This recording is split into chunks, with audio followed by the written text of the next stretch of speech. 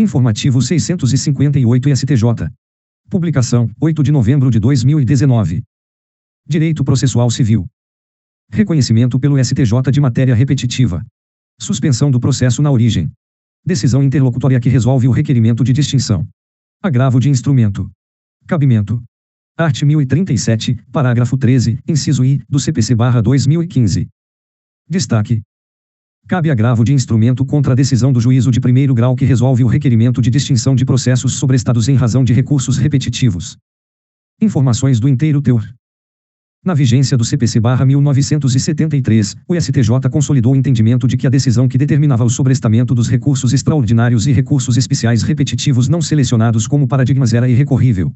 No entanto, com a entrada em vigor do Código de Processo Civil de 2015, houve uma severa mudança de entendimento a partir do disposto no art. 1037, parágrafo 13, inciso I, que prevê o agravo de instrumento contra a decisão interlocutória que resolve o requerimento de distinção entre a questão a ser decidida no processo e aquela a ser julgada no recurso especial ou extraordinário afetado, parágrafo 9º, no caso de sobrestamento de processos em razão de recursos repetitivos. Direito Processual Civil, Direito Empresarial. Ação monitória. Cheque prescrito. Perda dos atributos cambiários. Possibilidade de oposição de exceção pessoal. Destaque. É possível a oposição de exceção pessoal ao portador de cheque prescrito. Informações do inteiro teor. Enquanto títulos de crédito, os cheques são regidos, dentre outros, pelo princípio da autonomia. Desse princípio, surge o conhecido princípio da inoponibilidade das exceções pessoais ao terceiro de boa-fé, consagrado pelo art. 25 da Lei do Cheque, Lei N. 7.357/1985. Entretanto, prescrito o cheque, não há mais que se falar em manutenção das suas características cambiárias, tais quais a autonomia, a independência e a abstração. Inclusive, em razão da prescrição do título de crédito, a pretensão fundar-se-á no próprio negócio subjacente, inviabilizando a propositura de ação de execução. Assim, perdendo o cheque prescrito os seus atributos cambiários, dessume-se que a ação monitória neste documento admitirá a discussão do próprio fato gerador da obrigação, sendo possível a oposição de exceções pessoais a portadores precedentes ou mesmo ao próprio emitente do título. Ressalte-se que tal entendimento vai ao encontro da jurisprudência firmada nesta Corte Superior no sentido de que, embora não seja exigida a prova da origem da dívida para a admissibilidade da ação monitória fundada em cheque prescrito, súmula 531/STJ, nada impede que o emitente do título discuta, em embargos monitórios, a causa debende. Isso significa que, embora não seja necessário debater a origem da dívida, em ação monitória fundada em cheque prescrito, o réu pode formular defesa baseada em eventuais vícios ou na inexistência do negócio jurídico subjacente, mediante a apresentação de fatos impeditivos, modificativos ou extintivos do direito do autor. Direito Processual Civil. Tutela antecipada concedida em caráter antecedente. Estabilização.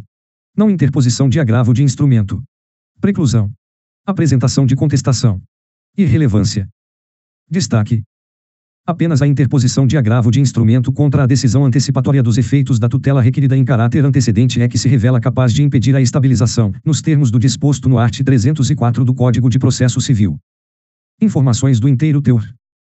A não utilização da via própria agravo de instrumento para a impugnação da decisão mediante a qual deferida a antecipação da tutela em caráter antecedente, tornará, indubitavelmente, preclusa a possibilidade de revisão, excetuando a hipótese da ação autônoma.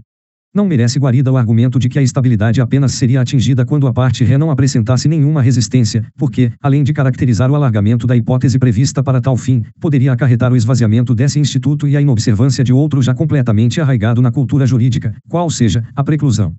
Isso porque, embora a apresentação de contestação tenha o condão de demonstrar a resistência em relação à tutela exauriente, tal ato processual não se revela capaz de evitar que a decisão proferida em cognição sumária seja alcançada pela preclusão, considerando que os meios de defesa da parte ré estão arrolados na lei, cada qual com sua finalidade específica, não se revelando coerente a utilização de meio processual diverso para evitar a estabilização, porque os institutos envolvidos agravo de instrumento e contestação são inconfundíveis.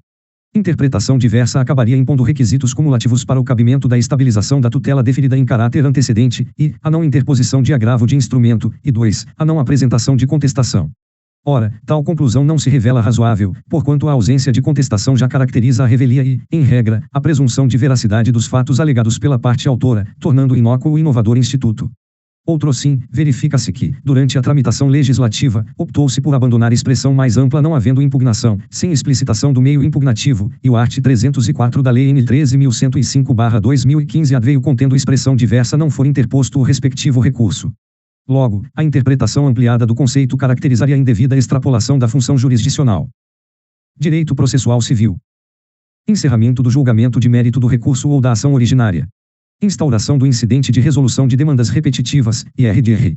Impossibilidade. Julgamento de embargos de declaração pendentes. Irrelevância. Destaque.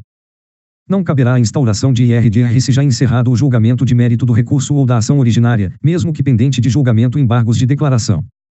Informações do inteiro teor.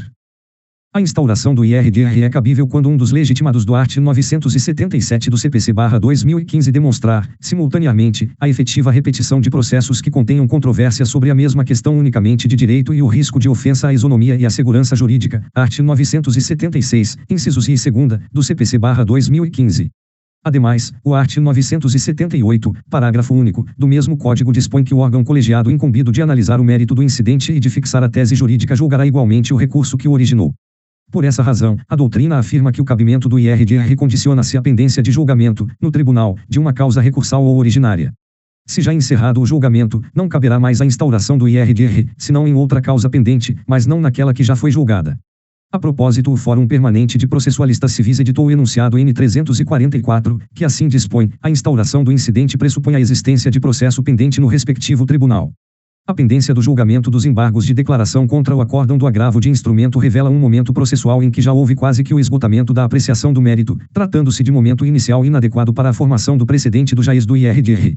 O diferimento da análise da seleção da causa e admissibilidade do IRDR para o momento dos embargos de declaração importaria prejuízo à paridade argumentativa processual, considerando que esse desequilíbrio inicial certamente arriscaria a isonômica distribuição do ônus argumentativo a ser desenvolvido, mesmo que os argumentos fossem pretensamente esgotados durante o curso do incidente. Direito civil e processual civil. Empenhorabilidade do bem de família. Construção de imóvel residencial. Contrato de empreitada. Exceção caracterizada. Art. 3º, 2ª, da Lei N. 8009/1990. Destaque. O crédito oriundo de contrato de empreitada para a construção, ainda que parcial, de imóvel residencial, encontra-se nas exceções legais à empenhorabilidade do bem de família. Informações do inteiro teor. O artigo 3º, inciso 2º, da Lei N. 8009/1990, dispõe que a empenhorabilidade do bem de família é oponível em qualquer processo de execução civil, fiscal, previdenciária, trabalhista ou de outra natureza, salvo se movido pelo titular do crédito decorrente do financiamento destinado à construção ou à aquisição do imóvel, no limite dos créditos e acréscimos constituídos em função do respectivo contrato. Para os efeitos estabelecidos no citado dispositivo legal, o financiamento referido pelo legislador abarca operações de crédito destinadas à aquisição ou construção do imóvel residencial, podendo essas ser em stricto sensu, decorrente de uma operação na qual a financiadora, mediante mútuo ou empréstimo, fornece recursos para outra a fim de que essa possa executar benfeitorias ou aquisições específicas, segundo o previamente acordado, como aquelas em sentido amplo, nas quais se inclui o contrato de compra e venda em prestações, o consórcio ou a empreitada com pagamento parcelado durante ou após a entrega da obra, pois todas essas modalidades viabilizam a aquisição/construção do bem pelo tomador que não pode ou não deseja pagar o preço à vista. Em todas essas situações, dá-se a constituição de uma operação de crédito, efetiva dívida para a aquisição/construção do imóvel na modalidade parcelada. Direito previdenciário, direito processual civil. Sentença ilíquida contra o INSS. Art. 496, parágrafo 3º, inciso I, CPC/2015. Novos parâmetros. Condenação ou proveito econômico inferior a 1.000 salários mínimos. Remessa necessária. Dispensa. Súmula 490/STJ. Inaplicabilidade. Destaque. Após a entrada em vigor do Código de Processo Civil de 2015, é dispensável a remessa necessária nas sentenças ilíquidas proferidas em desfavor do INSS, cujo valor mensurável da condenação ou do proveito econômico seja inferior a 1.000 salários mínimos. Informações do inteiro teor. A orientação da súmula N. 490 do STJ não se aplica às sentenças ilíquidas nos feitos de natureza previdenciária a partir dos novos parâmetros definidos no art. 496, parágrafo 3º, inciso I, do CPC/2015, que dispensa do duplo grau obrigatório as sentenças contra a União e suas autarquias cujo valor da condenação ou do proveito econômico seja inferior a 1.000 salários mínimos. Registre-se que, neste ponto, o CPC/2015 não inovou, porquanto o Código de Processo Civil de 1973 também disciplinava da mesma forma, quando dispensava a remessa necessária sempre que a condenação, ou o direito controvertido, for de valor certo não excedente a 60 salários mínimos, art. 475, parágrafo 2º, CPC/1973. O ponto distinguidor está no valor da condenação, ou do proveito econômico, que sofreu uma alteração substancial. Antes eram dispensadas da remessa necessária as sentenças condenatórias até 60 salários mínimos.